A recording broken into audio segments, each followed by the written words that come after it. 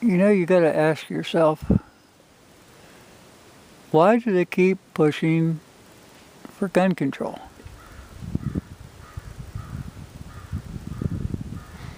Now they're supposedly after the AR-15s. Okay, that's what they said was used at the school shooting there in Florida. I want you to step back in time just a little bit to when John Kennedy was shot. He was shot with a bolt-action rifle. It didn't take them long. They kept trying to get laws through and they couldn't get them through. Lo and behold, Robert Kennedy was shot. I think with a revolver.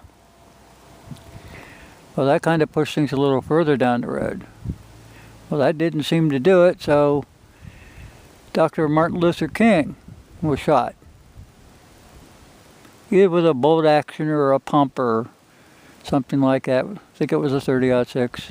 But the government was implicated in that and they had to pay out a whole lot of money. Kind of reminds you of the crisis actors.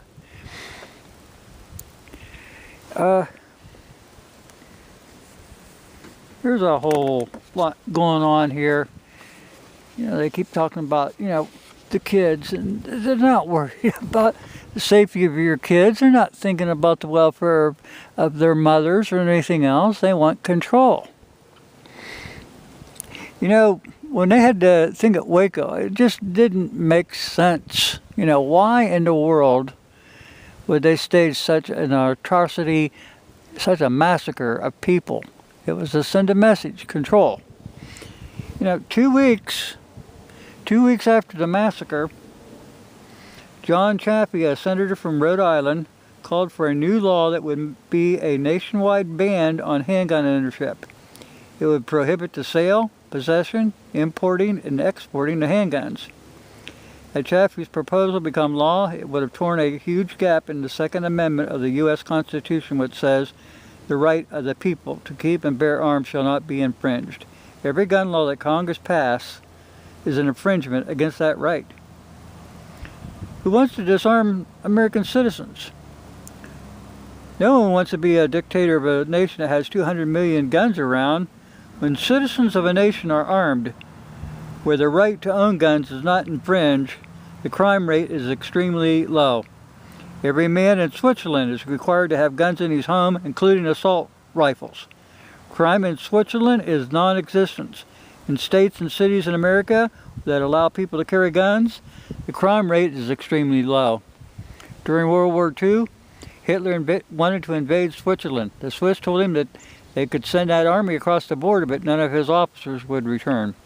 Hitler gave the order to invade Switzerland several times, but his officers simply would not obey.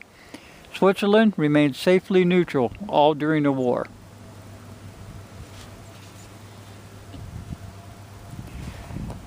Always a reason for something, and somebody's always behind it. There's always an objective to everything. What, kitty?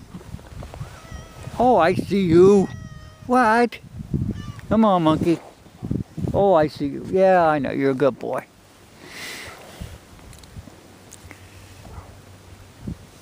Yeah. I get interrupted by a cat.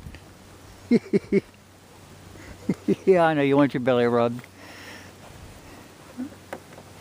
You don't get a whole lot of male cats that want their belly rubbed, but he's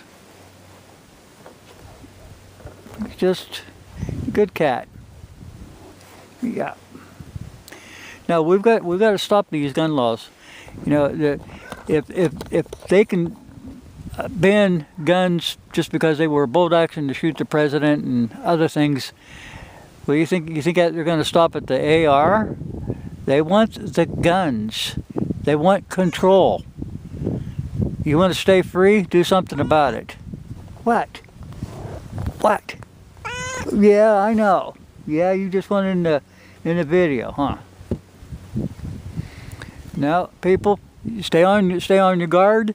There's no compromising the Second Amendment. There's no compromising the Constitution. If these people are so hell-bent on living in a gun-free utopia, let them go to one of the Russian satellite countries or something. Get them out of here. They want your guns. They're not going to stop until they do.